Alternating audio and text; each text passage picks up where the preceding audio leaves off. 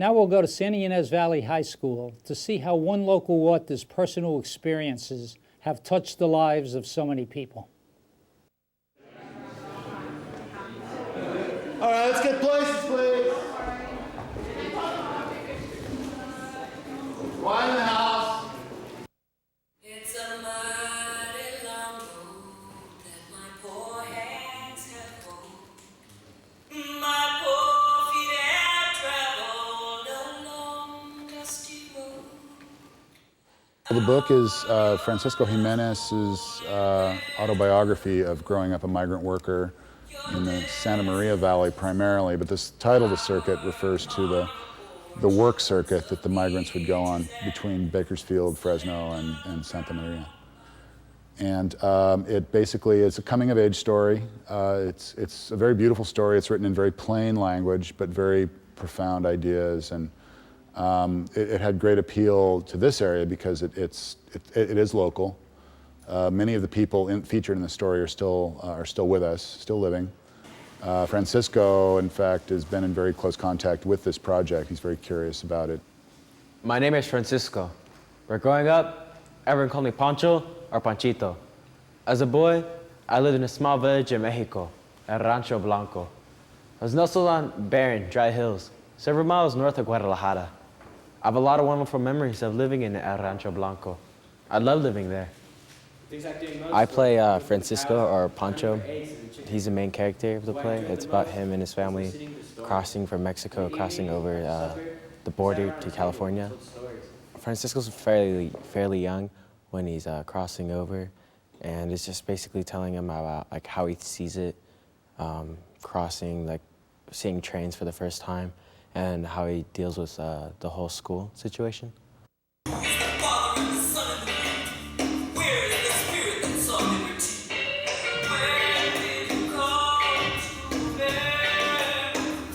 It's about diversity and unification, pretty much. It's about spreading the message about migrant work around to the county and trying to educate people.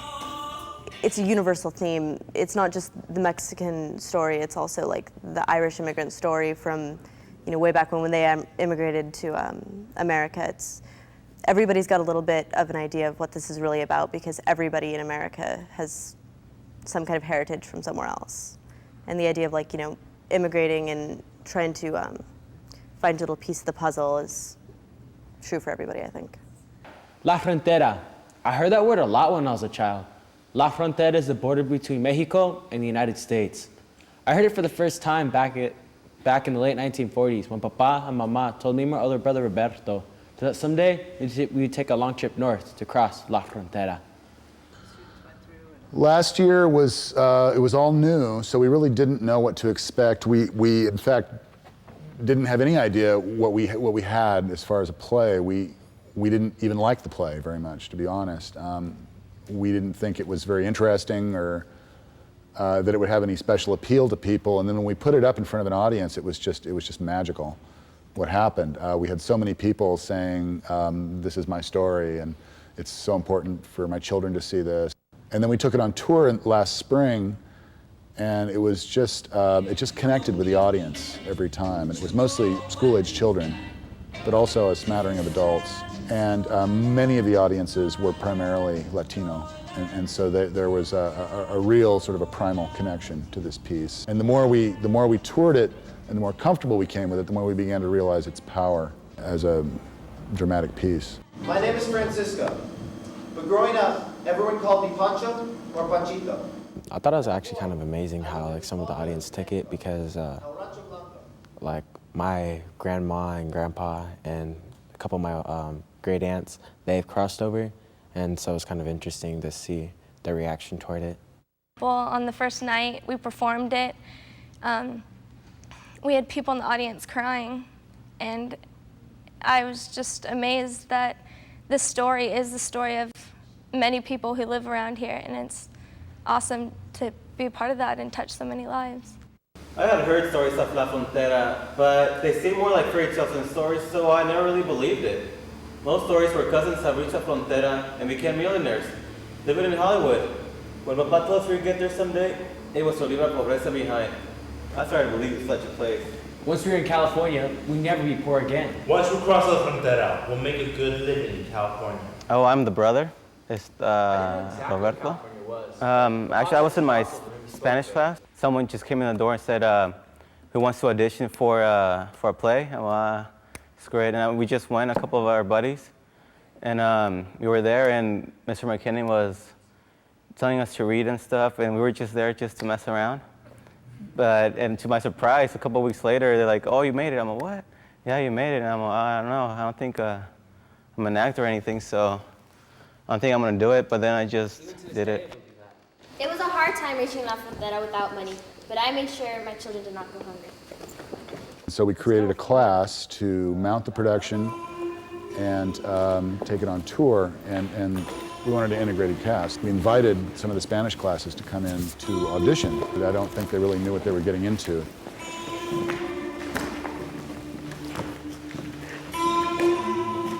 I've always known about people crossing just because my parents crossed the border, and I'm a first generation, so I kind of know how it feels being in Francisco's shoes and stuff. At school, there's basically its own little border between the parking lot and where the lunch area is. Well, even the lunch area is split up between a whole group of Mexicans, and then there's another group of Mexicans that are different from the others because they're they don't think the same as them, you know what I'm saying? Because most of them over on one side, over the northern side of the cafeteria, are all Spanish speakers, and they basically, it's the Ola Club and all them kind of things. They're boom right there. And then a little bit down or south or southern than that is all the other people that really just don't care. And basically my friends and us. And then if you go on to where the parking lot is, there's the Hicks, the Preps and all that stuff. So yeah, but then now it's kind of mixing, hang out wherever now. So, cause most of these people that are in the play, I would never have talked to them or hung out with them until now. So it's kind of cool going somewhere and being, hey, what's up, you know? So that's cool. I've always known that there's been an issue at our school. It's really separate. There's a line at our lunch times. It's the white people on one side and then the brown people on the other side. And it's really kind of sad that no one really did anything about it. And now I just appreciate what they've done to get here and how their families had to make so many sacrifices to be here, and how we need to appreciate that and take that to heart. Well, this is the place I told you about. Here you'll find work picking strawberries. Mr. Sheehy will fix it all up for you. I had to pay the woman the last $7 we had. For a second, I thought she wasn't going to take it. I was wrong. Roberto and Mama unloaded the bags from the trunk. When we drove away, we walked down a path that was lined with eucalyptus trees. Mama held my hand very tightly. The American High School Theatre Festival operates a small area within the Fringe Festival in Edinburgh, the International Fringe Festival. I decided, what the heck, I will enter my drama group in this festival because the circuit was certainly the perfect touring vehicle. It's a show designed to be portable, and they liked what they saw, so they selected us. So we were told this in May after our tour had ended. So we've remounted it with a mostly new cast, and we're rehearsing it for the upcoming tour, which begins in about 3 weeks. And we'll be performing in 18 different schools over a 2-month period. And then we'll tune it up again in midsummer, and in August we'll fly over to the UK. And then the work started. Day in and day out, pick strawberries for Sheehy Strawberry Farms. At the end of the day, we'd come home to Tent City. We call it Tent City. Everybody called it Tent City. Even though it's neither a city nor a town, it's a farm work labor camp on the outskirts of Santa Maria, about 10 miles outside the center of town.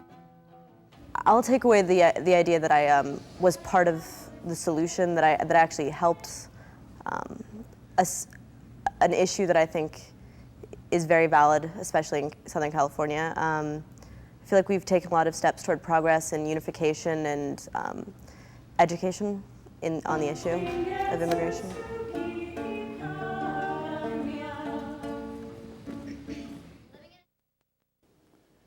That's all the time we have. We'll close now with our calendar of educational events.